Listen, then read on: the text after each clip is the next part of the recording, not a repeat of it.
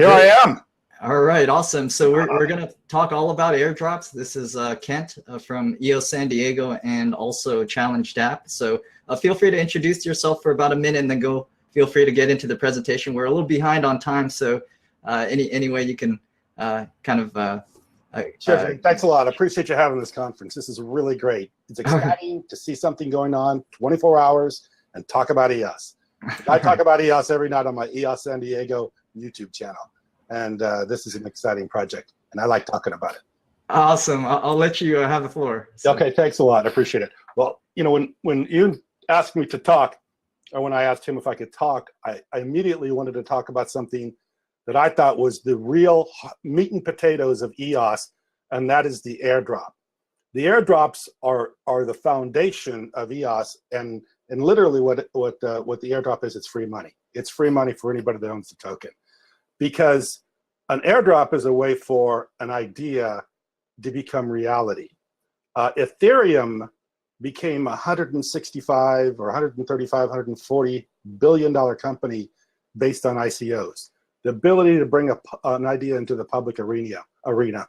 Now with EOS, and especially with the scalable speeds that EOS is operating at, we are able to bring ideas to the community.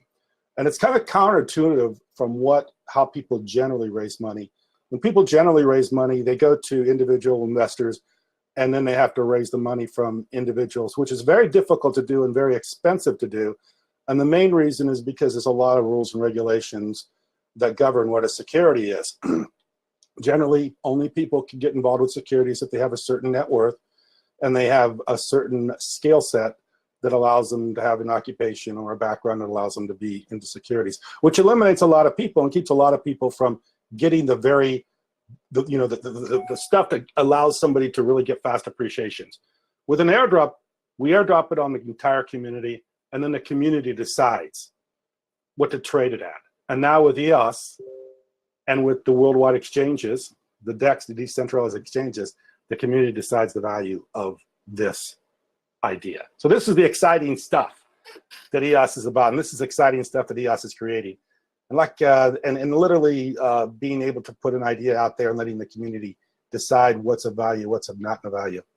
And of course, we do have an idea out there that we airdrop. It's the ChallengeDAPP. The ChallengeDAPP is smart contract. It's a smart contract that allows people to literally make a personal bet with somebody else. The first personal bet is for a workout. You could challenge your friend to the gym for a week and stake some tokens. The friend makes it to the gym for a week, they win the tokens. If he doesn't, then you get your tokens back, or maybe you get some tokens in the background too. The reason we're doing the ChallengeDAPP is because we're looking for people that use the blockchain, because it's got to get mass adoption before the blockchain really becomes mainstream. It's got to be mass adoption.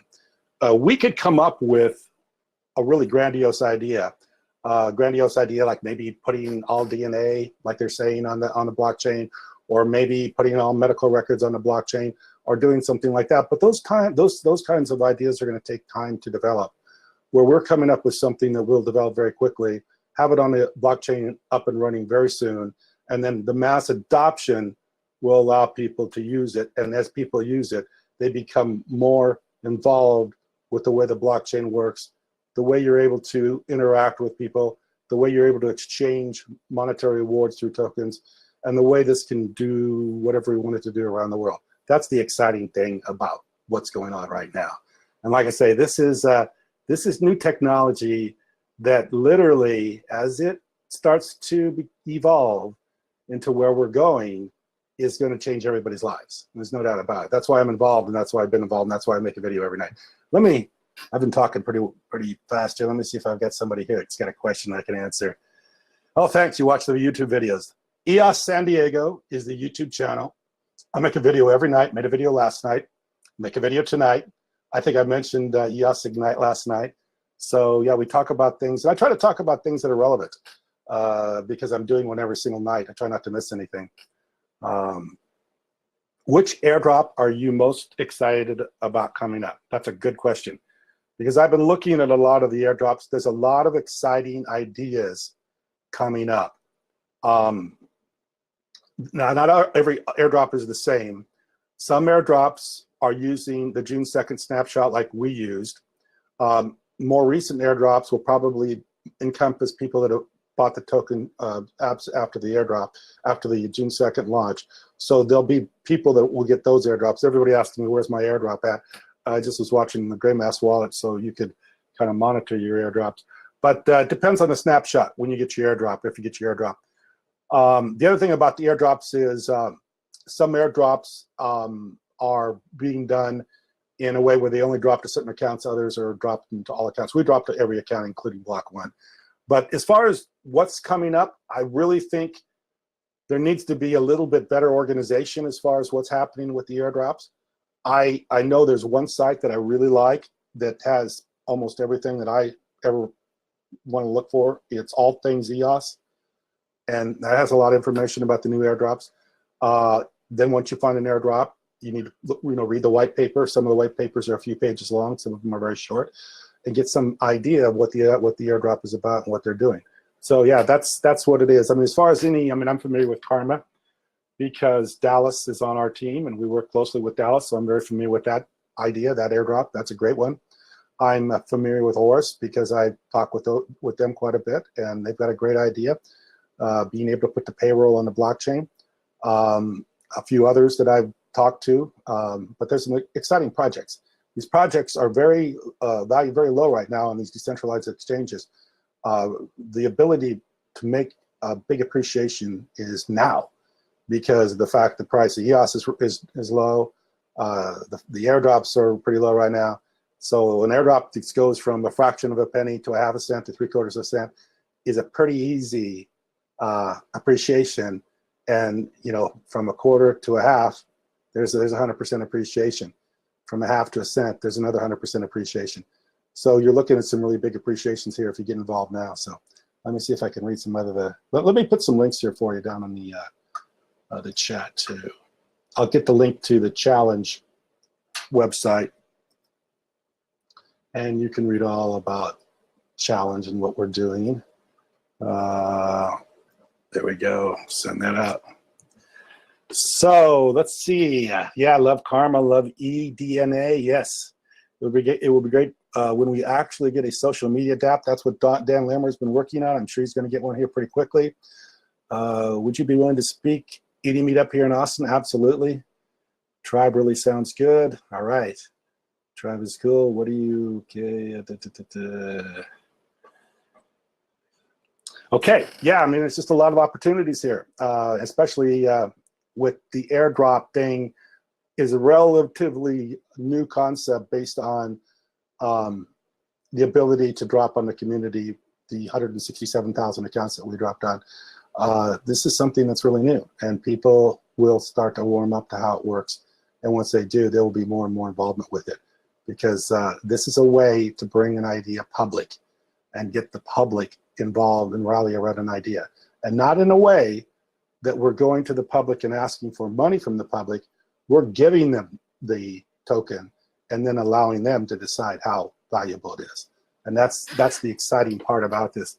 If you were literally in the more traditional sense of raising money to bring an idea public, you'd be spending maybe tens, if not anywhere from $10 to $50 million to do it through a traditional sense, to raise money. And not only that, you'll be very limited in who you can raise money from, based on the qualifications that an investor needs to have. So this is a way for everybody to get involved, especially people that only have a small amount of money or a small amount of tokens. They can still have the airdrop and get the airdrop for free and participate with it and grow with it and watch it and see what happens. Let's see, any other good questions we got here? Are you with me, Yoon? Hey, oops. Yeah. So one last question. Great job, Kent. Really great to learn all about airdrops. And so, any last questions? And also, how can people contact you? I know you have. Please watch EOS San Diego's your YouTube channel. I know, and feel free to follow that. And any way that people can contact you. Yeah, let me put the. I think I did put the challenge. website, but also think earlier on when I first started, I put the Telegram in there too, so it should be in there someplace. Let me see if I can do it again. There we go. See if I can add that.